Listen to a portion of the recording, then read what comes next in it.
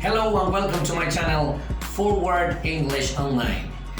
In our channel, we will do our best to help you improve your English communication skills for whatever reason you need to speak the language. I'm Oscar, and I will be your teacher, or I will try to be, during this journey. Every lesson has approximately will last 15 minutes, so we'll do our best to help you out in 15 minutes. Even though we already have content distributed in several sections, we have grammar, we also have vocabulary, and of course we have communication tips, as I call it, right? Or skills, or whatever you want to call it. So that's basically the main three groups in how we're going to distribute the content of this course. The first thing, this is an introductory class, which is the first one. And I always like to take this first class and to talk to my students about what they really want from the language. Back in 10 years ago, when I was, I began to study English when I finished high school, and because of, I lost an opportunity to study overseas because I didn't know English, and that's what happened. But anyway, it also taught me how important it was for me as a person to speak English. So that's when I decided to start to study English back in the day. I never thought in a million years that I was going to become an English teacher. I think I fell in love with the language the very first day when I began my course, and as I advanced through the course and I was learning more things, I became aware of how incredible it was and how many things I could do.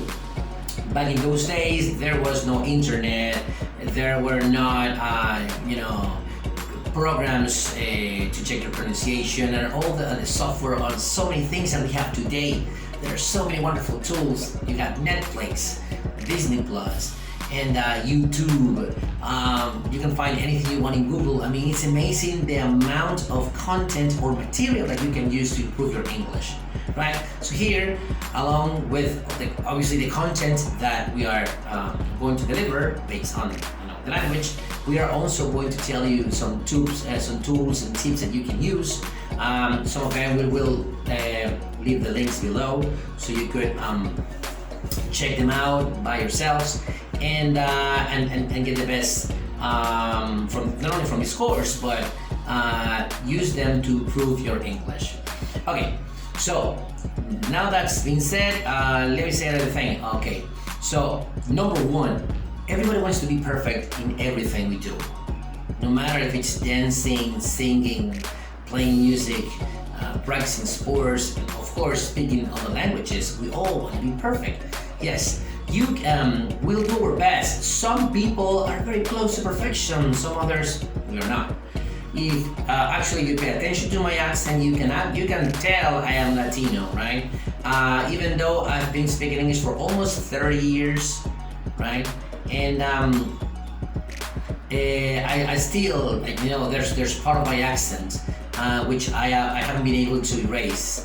Even though I have lived overseas, but unfortunately I have lived overseas in several countries, but not in all these countries they speak English, right? For example, right now I'm living in Chile.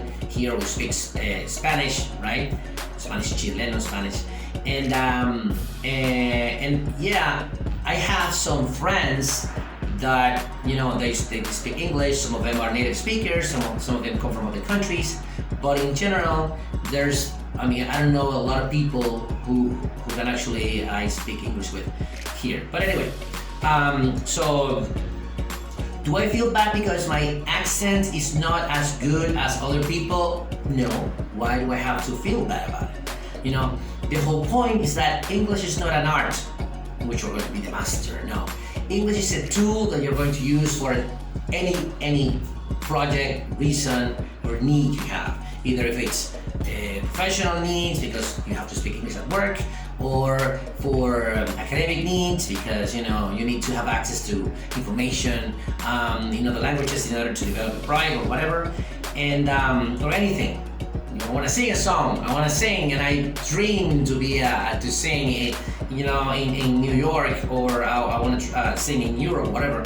So it doesn't matter. It doesn't matter what you want to do with the language. What's important is that don't have to feel desperate because your English is not as perfect as you want it to be. Believe me, everything is in your hand. There's nothing you can't do. Everything is it's just a matter of hard work. Do what you have to do, and you will improve along the way, right? And in my case, even though I've been teaching I've been teaching English for more than 20 years, I'm still learning. Every day there's a new word, a new expression, a new thing that I'm learning. Not only because nobody knows 100% of their own language. No one knows. And so obviously I don't know 100% of English language. There's so many things to say. English changes depending on the country. For example, there's a way that people in Australia speak, which is completely different to the way they speak in America, or the way they speak in Canada, or in England, or New Zealand, or any other country that uses English as their language. And even inside each country, there are different accents and expressions that people use. So sometimes you will see someone who lives in New York who has no clue what people from Arizona are saying. What are they talking about? So we all speak different. So in the same way, the pronunciation will change in every country, sometimes in every state inside a particular country. We'll do our best to learn as much as we can, but we don't have to feel desperate on that. Now, there are five things that we have to understand that are the skills that we need to master, right? Aside from reading and writing, I'm going to use them. I don't want to talk about them right now. I'm just focusing on the communication skills, specifically if you're going to speak to someone. So we have the first, which is comprehension, or the ability to understand what somebody tells you. To me, that's the number one priority in anyone who wants to learn how to speak English. Look at example of people that are deaf-mute. If you look at the words deaf-mute, it's a compound word. You have two words together, deaf-mute. The reason why they don't speak is because they can't hear a sound. So it's impossible to repeat something that you cannot hear. So this is one of the main mistakes teachers, and I won't say the teachers because we don't have to blame the teachers. It's basically the governments, especially in Latin America, when they design the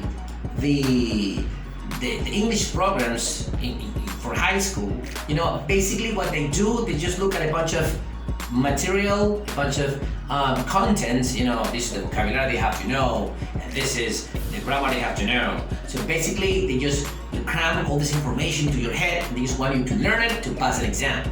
So in other words, the programs are not designed to make you speak. The programs are designed to basically to pass a test. Now, if I approve my subject, does it mean that I speak English? No. Now, can I actually learn to speak? Yes, I've seen people who have that they have been able to learn to speak English in high school.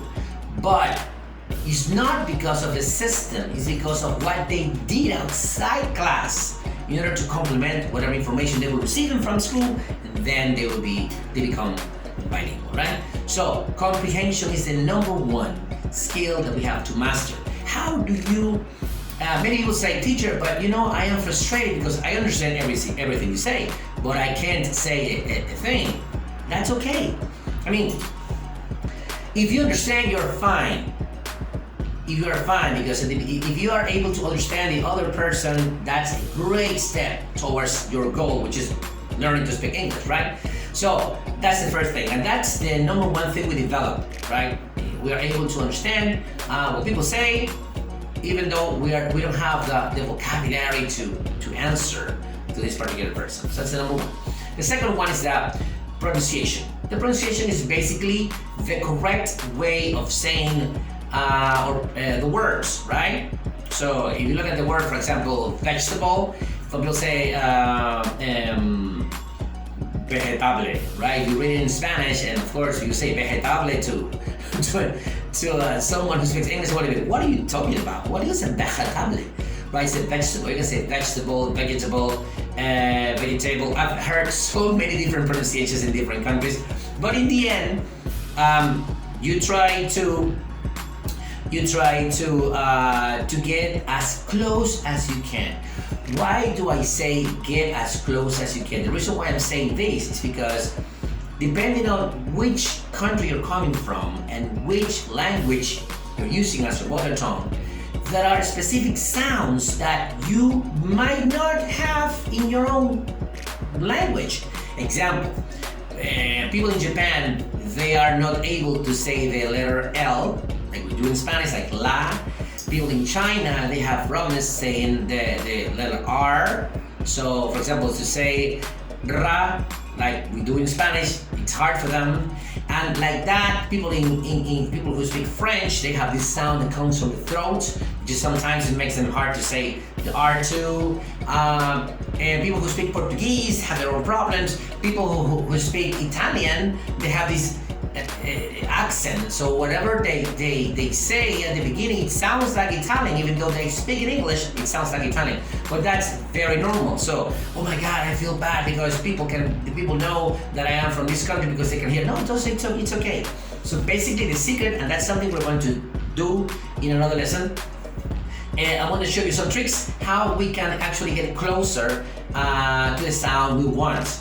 I mean, the goal is to make you understood by people, right? And then eventually, if you're able to deliver your message and they get it and you can communicate, that's awesome. That's awesome. That's the first thing you want. Of course, that doesn't mean you stop there. Now every day you have to improve, more and more and more. So we have comprehension and pronunciation. Then we have the fluency. What is the fluency? The fluency is the ability we have to say a word, with a certain speed, with a certain rhythm, so it sounds natural. Remember at the beginning of the computers, the first softwares that we used for reading text, they were like, welcome to my channel. This is number 4 word, whatever. So it was like that. It sounds completely unnatural, right? Nowadays, it sounds almost like a normal person. In fact, so many people use this particular software as a voiceover for videos and presentations and things like that. So the fluency is basically that speed.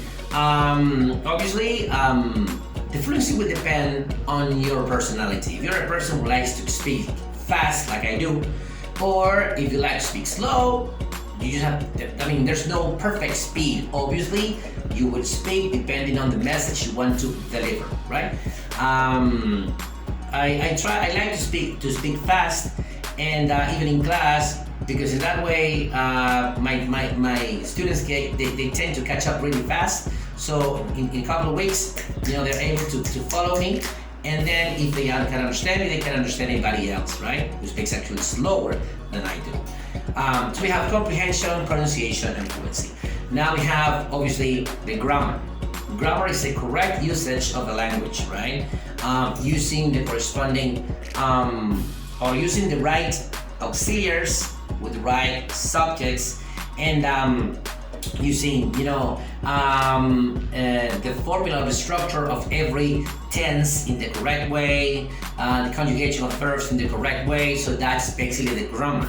So the grammar actually tells you or shows you, how advanced you are in the way you speak. And also, when you know a lot of complex structures in grammar, it allows you to create amazing sentences and expressions that it sounds very natural like a native speaker. So we have comprehension, pronunciation, fluency, grammar, and the very last one, which is vocabulary. Vocabulary is the number of words you use to deliver a message. How are you doing today? I'm fine, thanks. Or, how are you doing today? Oh, I'm feeling awesome. It's been a great day. You know, it's the greatest day of my life. I have so many things to tell you about today, but let me tell you, what about you? How do you feel today? So, you see, basically, he's delivering the same message but with different amount of words. So, obviously, the more vocabulary you know, the better you can express yourself, right?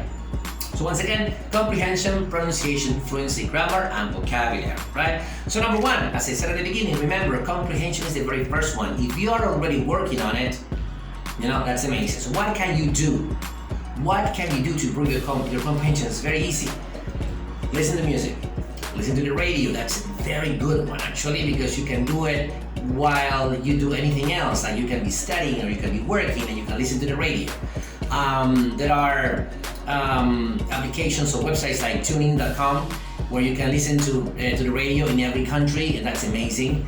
Watching videos. YouTube is an amazing tool because you can find so many things and there's so much content about so many topics that you can use, and you will never get bored. And you will do two things. You will be watching something you like, but at the same time, you will be practicing your English. Well guys, I think that wraps up today's video. As I said, this is just an introduction. In our next video, we will start working with more of the content that we have prepared for you guys. Thank you very much for your time. I hope you have enjoyed the video. Please leave your comments down below. And if you have any questions or whatever, please do not hesitate to put those comments in the chat section below. Thank you very much, and remember, don't forget to subscribe if you want to get notifications every time we have a new video. So thank you very much for your time, and thank you for watching me. Have a nice day, and bye.